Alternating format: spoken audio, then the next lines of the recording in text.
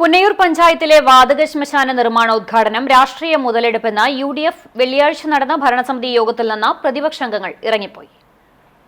2014-ൽ നിർമ്മാണോദ്ഘാടനം നടന്ന പുന്നയൂരിലെ ആധുനിക വാതക ശ്മശാനത്തിന്റെ നിർമ്മാണം നടത്തുന്നതിനു പകരം വീണ്ടും നിർമ്മാണോദ്ഘാടനം നടത്തുന്നത് വരാനിരിക്കുന്ന തെരഞ്ഞെടുപ്പ് മുന്നിൽ കണ്ടുള്ള രാഷ്ട്രീയ മുതലെടുപ്പിനു വേണ്ടിയാണെന്ന് ആരോപിച്ചായിരുന്നു UDFന്റെ വാക്കൌട്ട്. ഉദ്ഘാടനവുമായി ബന്ധപ്പെട്ട് പഞ്ചായത്ത് പ്രസിഡന്റ് നടത്തിയ പ്രസ്താവനയിലൂടെ സമൂഹത്തിൽ വർഗീയ ചേരിതിരിവുണ്ടാക്കുന്ന രീതിയിൽ പരാമർശമാണ് നടത്തിയതെന്ന് ഇവർ ആരോപിച്ചു. പ്രസ്താവനയിൽ പ്രസിഡന്റ് മാപ്പ് പറയണമെന്നും UDF അംഗങ്ങൾ ആവശ്യപ്പെട്ടു. 2014-ലെ ഉദ്ഘാടനത്തിനു ശേഷം നിർമ്മാണം നടത്തുന്നതിന് നിയമപരമായുള്ള ചില ന്യൂനതകൾ ചിലർ വകുപ്പ് മേധാവികളുമായി പങ്കുവച്ച് തടസ്സങ്ങൾ സൃഷ്ടിക്കുകയായിരുന്നുവെന്നും പ്രദേശവാസികളെ പദ്ധതിക്കെതിരാക്കിയ LDF തങ്ങൾ അധികാരത്തിൽ വന്നാൽ പദ്ധതി ഇവിടെ നിന്നും ഉപേക്ഷിക്കുമെന്ന് തെരഞ്ഞെടുപ്പ് വാഗ്ദാനം നൽകിയെന്നും ഇതിന്റെ ഭാഗമായി പഞ്ചവടിയിലേക്ക് പദ്ധതി മാറ്റാൻ ശ്രമിച്ചുവെന്നും പ്രതിപക്ഷം ആരോപിച്ചു.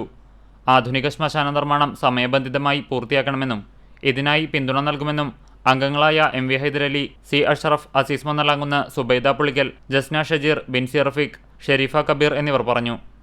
അതേസമയം പഞ്ചവടിയിൽ ശ്മശാനം നിർമ്മിക്കാൻ ഫണ്ട് വകയിരുത്തിയെന്നത് അടിസ്ഥാനരഹിതമായ പ്രചാരണമാണെന്ന് പഞ്ചായത്ത് പ്രസിഡന്റ് TV സുരേന്ദ്രൻ പറഞ്ഞു. CCTV news, പൊന്നയൂർകുളം.